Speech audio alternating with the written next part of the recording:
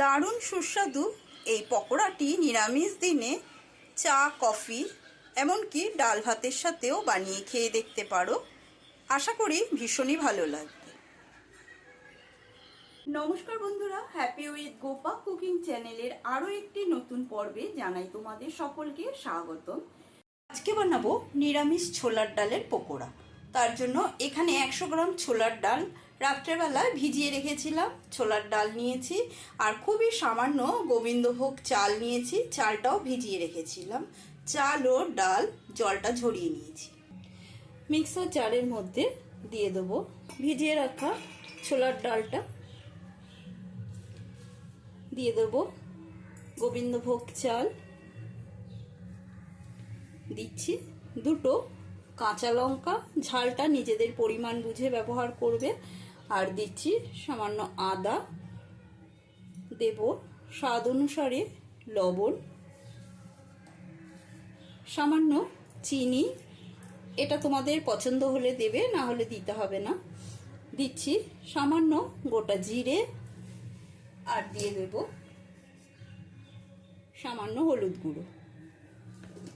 সমস্ত উপকরণ দিয়ে মিক্সিতে পেস্ট বানিয়ে নেব। ছোলার ডালের পেস্ট করে নেওয়া হয়ে গেছে। বেশি মিহি করে কিন্তু পেস্ট করিনি, একটু দানা দানা রেখেছি। দেখো একটু দানা দানা রয়েছে। বেশি মিহি করলে এই পকোড়াটা খেতে ভালো লাগবে না। এবারে একটা পাত্রের মধ্যে ঢেলে নিচ্ছি। ডালের পেস্টটা নামিয়ে নেওয়ার পরে এর মধ্যে দিয়ে দেব দুটো আলু সেদ্ধ করে নিয়েছি। এবারে আলু সেদ্ধটা একটা গ্রেটারের সাহায্যে গ্রেট করে দেব। এই ছোলার ডালের পকোড়াটা চা, কফি, এমনকি ডাল ভাতের সাথেও খেতে পারো, ভীষণই ভালো লাগে। আমি এটা নিরামিষভাবে করছি, তোমরা যদি পেঁয়াজ রসুন দিতে চাও তো পেঁয়াজ রসুনের ব্যবহার করতে পারো। আর কাঁচা লঙ্কা আমি পেস্ট করে দিয়েছি, তোমরা যদি কাঁচা লঙ্কা কুচি দিতে চাও তো কুচি দিতে পারো, আর বাচ্চারা যদি খায় তবে পেস্ট করে দেওয়াই বেশি ভালো। আলু সিদ্ধটা গ্রেট করে নেওয়া হয়ে গেছে।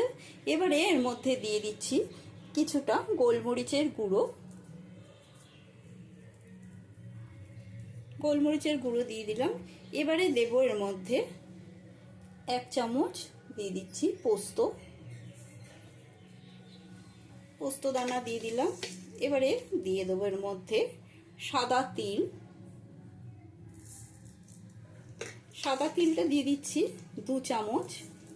এই সাদা তিলটা দিলে এই পকোড়ার ফ্লেভারটা বেশি ভালো লাগে। দিয়ে দিচ্ছি 1 চামচ জোয়ান,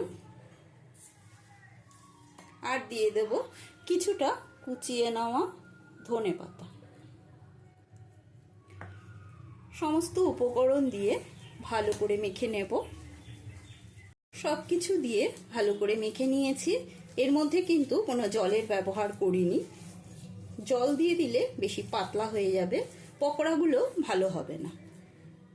ইন্ডাকশানে একটা কড়াই বসিয়েছি, কড়াইটা গরম হয়ে গেছে। এবার এই কড়াইয়ের মধ্যে দিয়ে দিচ্ছি বেশ কিছুটা রিফাইন তেল। রিফাইন তেলটা হালকা গরম করে নিয়েছি, বেশি গরম করিনি, বেশি গরম করলে বড়াগুলো পুড়ে যাবে। এরকম হালকা গরম অবস্থাতেই পকোড়াগুলো দিয়ে দিতে হবে। যদি আমার ইউটিউব চ্যানেলে নতুন বন্ধু হয়ে থাকো তবে চ্যানেলটি সাবস্ক্রাইব করে নেওয়ার অনুরোধ রইল। পাশে থাকা বেল আইকনটা কিন্তু প্রেস করতে ভুলো না, যাতে আমার নিত্য নতুন নোটিফিকেশনগুলো সবার আগে তোমাদের মোবাইলে পৌঁছে যায়। আর যারা ফেসবুক থেকে দেখছো তারা আমার পেজটি ফলো করো, নিত্য নতুন রান্নার আপডেট সেখানেই পেয়ে যাবে। চলো সব কটা পকোড়া তেলের মধ্যে দিয়ে দেওয়া যাক। পকোড়াগুলোর ওপরে প্রথমে একটু এরকম করে তেল ছিটিয়ে নেব। সমস্ত পকোড়াগুলোর ওপরে একটু করে তেল ছিটানোর পরে আমি এবারে পকোড়াগুলো উল্টে দেব। এক পিঠ লাল করে ভাজা হয়ে গেছে, এবার অপর পিঠটাও লাল লাল করে ভেজে নেব। দারুণ সুস্বাদু হয় এই নিরামিষ পকোড়াটি।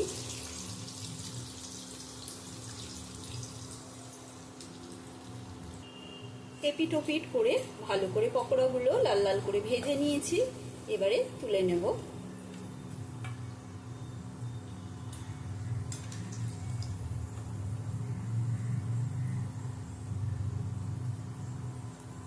পকোড়া তো ভেজে তুলে নিলাম। এবার পকোড়াটা খাওয়ার জন্য একটা চাটনি বানাবো। তার জন্য এখানে নিয়েছি কিছুটা পুদিনা পাতা আর নিয়েছি কিছুটা ধনে পাতা। ধনে পাতা পুদিনা পাতা দিয়ে দিচ্ছি মিক্সার জারে। দিয়ে দেবো এবার এর মধ্যে দুটো কাঁচা লঙ্কা, ঝালটা নিজেদের পরিমাণ বুঝে ব্যবহার করবে। দেব সামান্য চিনি। চিনি দেওয়ার পরে দিয়ে দেবো স্বাদ অনুসারে লবণ। লবণটা দেওয়ার পরে দিয়ে দেবো এর মধ্যে আমি 1 চামচ চাট মশলা। যেহেতু নিরামিষভাবে বানাচ্ছি সেই জন্য আমি এর মধ্যে চাট মশলার ব্যবহার করলাম। তোমরা চাইলে রসুনেরও ব্যবহার করতে পারো। আর দিয়ে দিচ্ছি 2 চামচ টক দই। সমস্ত কিছু দিয়ে মিক্সিটা বন্ধ করে একটা পেস্ট বানিয়ে নেব।